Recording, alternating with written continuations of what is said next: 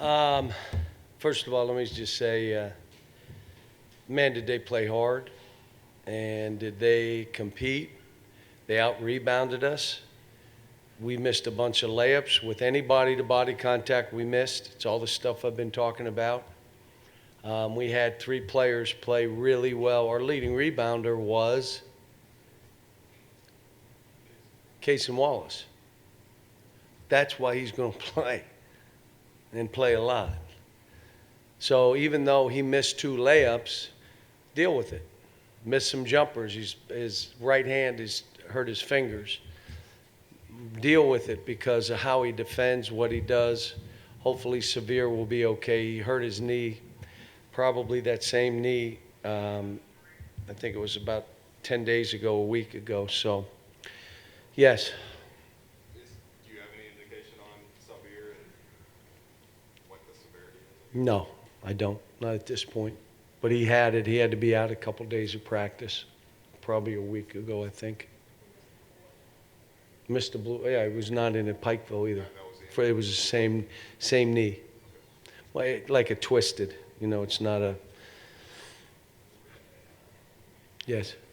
You, in a tweet earlier today, you laid out some points of emphasis, I guess, rebounding, defense, and sprinting.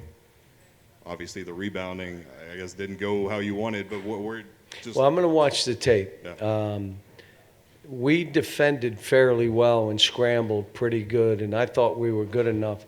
But you can't play offensively like we are in that game. And we could say whatever we want. We had guys that, when the game got physical, were not making baskets.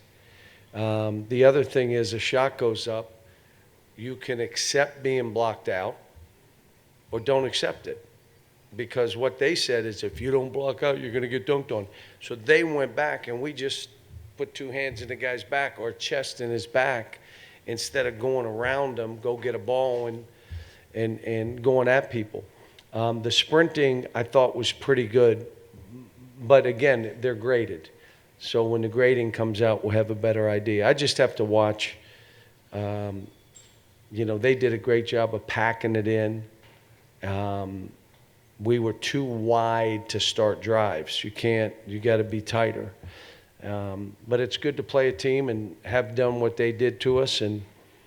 But I thought we did a pretty good job of guarding.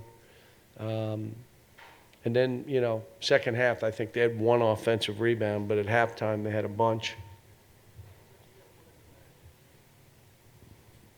Hey, Cal, I know we think CJ is going to be one of those special stories just throughout the year.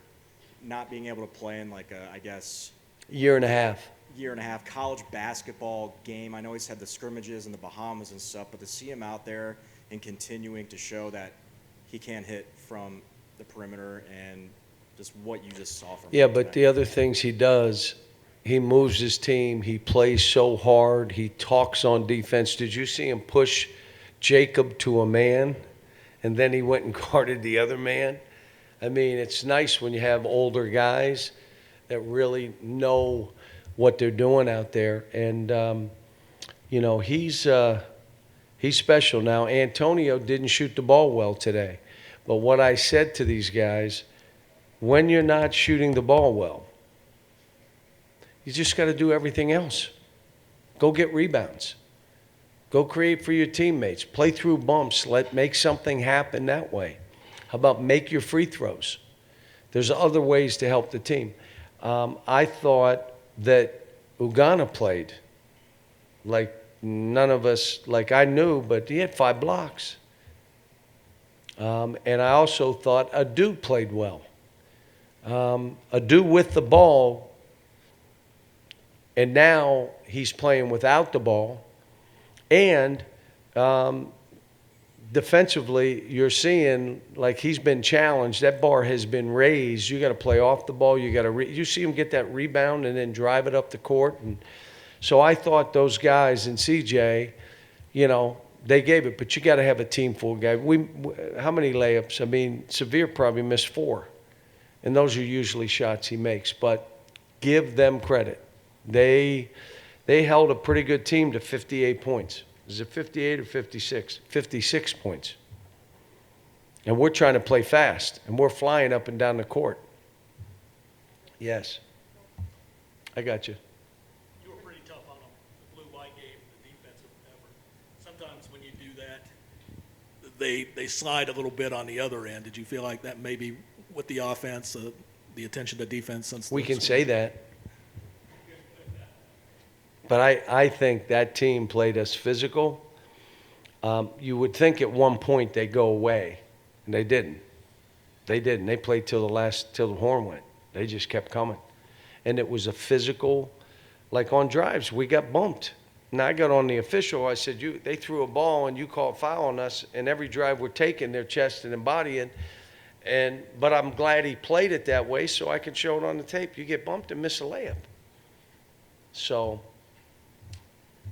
You had mentioned that the offense was ahead of the defense, previously. did I say that? You did say that. I But- misspoke. Well, I mean, just watching them tonight and seeing the energy and enthusiasm they put into the defensive side of the ball as a collective unit, just how far have they come since you challenged them on that side of the ball, and how far do you think you guys have to go on that side? They were better. Now, again, you have to reward great defensive play by scoring down the other end. You have to reward great defensive play by rebounding and not giving up offensive rebounds, which we did. And we gave up, they got 10 offensive rebounds. You can't give them that. You're doing too much good stuff. And a bunch of them were balls that bounced out. Well, where are our guards? You don't need to run under the basket. You need to be near those elbows. But like I said, this was good for us. And then playing a team that they all know. They're in there and they know. Like, we got out-rebounded. We had 8 offensive rebounds. Now, we missed a ton of shots too. We got 8 offensive. We accepted being blocked out. Or if I run in there, it's going to get rough. So I'll kind of act like I'm going in, but I ain't going in there. Well, we need Case and Wallace's on the floor. Like, did you see that last rebound he jerked out of the guy's arms? Like, that's how you got to – this thing is, it's a man's game. It really is. Yes.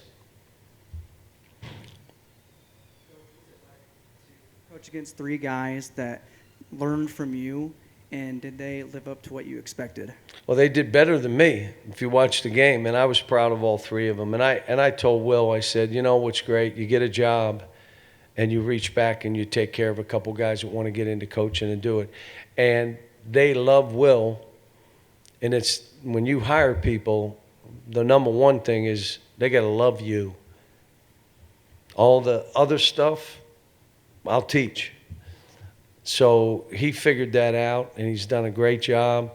He's got long hair, got crazy socks. I would do that, but I just wore crazy shoes today. I usually don't do that. Yes. Do you have? I was actually going to ask about Will. He spoke very highly of you in the program when he came out here. Got a little emotional. I don't know if you could say anything about his contributions to your early success here, being a part of that national championship team. Yeah, he was a great teammate. You have guys around the program that keep an eye on these kids, because I'm not going to be there and our staff, but he was one that really, the players loved him. You saw Daniel was there. You saw Darius was there. I told Darius about Matt. He said, I can't come. I got this, my kids, but I'm going to be at that. And Darius's mom and dad, we all appreciate him. It's what he's done here and the mark he's left. And on top of that, he's a heck of a coach. Heck of a coach. Yes. These secret scrimmages, charity exhibitions have been talked about a lot lately. D1 teams playing D1s, high majors. Have you given any thought to maybe one of those a preseason? Yeah, we're all reading, and we had talked about it more, and again, administrative decision, because obviously a close scrimmage where you can get work against another high-level Division I program helps you. But I understand it here because financially, it's a big deal to play 2 games. Just is. And that money goes to other sports. So now you start taking that money away that would go to other sports. I mean, we played the blue-white in Pikeville. That was a big deal because we've never we need this program. So, it's for all the other programs. So I get it, but I think we're going to have to address it now because it's become so prevalent. But yeah, we have to address it. Now it's probably at that point where, yeah, we got to do like everybody else and play a scrimmage and figure out who it is and close the doors down and let's go. I was just with Bill Self in Cincy, and they played Illinois, talking about how they played. And now I will say this game was good for us. It was. Now, the one thing I like about playing these games is taking care of some Division II people. Like playing Kentucky State, that's a big deal for them. And so I like doing those things. But I also like this program probably more than doing that. So that needs to be addressed. We will. Yes. Obviously, things are different with Oscar out just in terms of personnel, but from a lineup combination standpoint, you tried a lot of different things. I did. Were there anything that caught your eye, either positively or negatively, from those combinations you put out there? When I watch the tape, I'll probably have a better idea. I just know if you're not going to be rough and tumble, if you're not going to be physical, you're not going to win in our league. And so, CJ tonight making shots, it may be Antonio next game. But my point comes back to forget about all that. Defend like crazy.